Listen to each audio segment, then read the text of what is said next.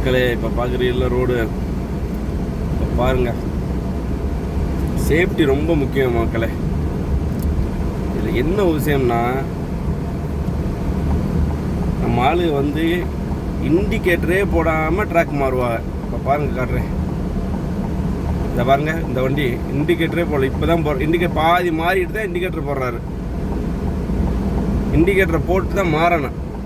ஆனால் நம்ம ஆள் என்ன பண்ணுறது, ரோட்டை பாதியை வச்சுக்கிட்டு தான் இண்டிகேட்டர் போடுறது. நம்ம எதில் கண்டான், அவர் எங்கே போகிறாரு, என்னத்தை கண்டான். அங்கே பாருங்கள், இன்னொரு வண்டி எப்படி போகுதுன்னு. இந்த வண்டியெல்லாம் வந்து இண்டிகேட்டரும் இல்லை, ஒன்றும் இல்லை. பாதி இந்த ரோடு, பாதி அந்த ரோடு. நம்ம தான் பார்த்து போனோம் நண்பர்களே. அவசரப்பட்டு வண்டி ஓட்டுறேன்னு சொல்லிட்டு ஓட்டினாலும் பிரச்சனை. என்ன தான் லைஃப் பார்த்துக்கிறங்க. ஓட்டுநர் வந்து நம்ம அவங்களுடைய வசதிக்கு ஏற்ற மாதிரி வண்டியை ஓட்டுருவாங்க. அதுக்கு தான் ரூல்ஸு விதிமுறை எல்லாம் இருக்குல்ல, அதுக்கேற்ற மாதிரி வண்டி ஓட்ட மாட்டாங்க மக்களே. ஒரு ட்ராக் மாறுறதுக்கு முன்னாடி ஒரு இண்டிகேட்டரை போடணும். இப்போ பாருங்கள், இந்த இடத்துல பாருங்கள், எத்தனை வண்டி இண்டிகேட்டர் போடாமல் மாறும் பாருங்கள். ஒருத்தர் தான் போட்டிருக்காரு எனக்கு தெரிஞ்சு. ஒருத்தர் தான் போட்டிருக்காரு.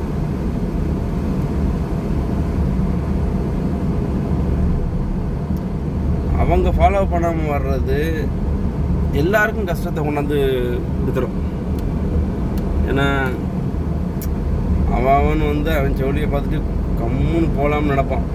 இந்த மாதிரி ஏதாவது ஒரு தத்திரியம் பிடிச்சி உள்ளே உடனே விட்டு கவுத்துருவாங்க நண்பர்களே. முடிஞ்ச வரைக்கும் 3ஆவது ட்ராக்கில் வண்டி ஓட்டுறது நமக்கு மரியாதை, வெளியூரை பொறுத்த அளவில்.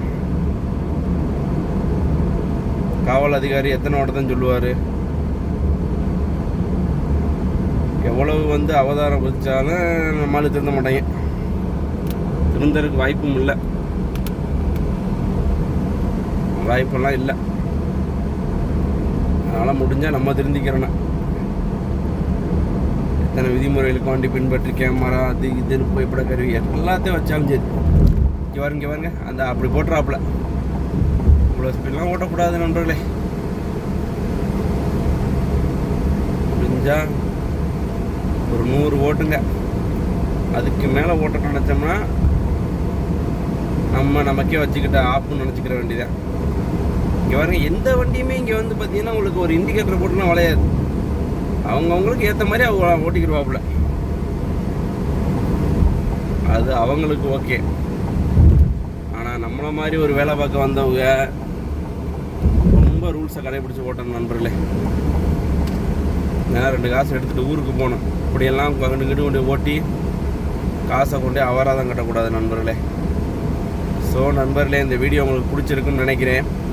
பிடிச்சிருந்தா என் சேனலை வந்து சப்ஸ்கிரைப் பண்ணுங்கள், லைக் பண்ணுங்கள், ஷேர் பண்ணுங்கள், கண்டிப்பாக கமெண்ட் பண்ணுங்கள்.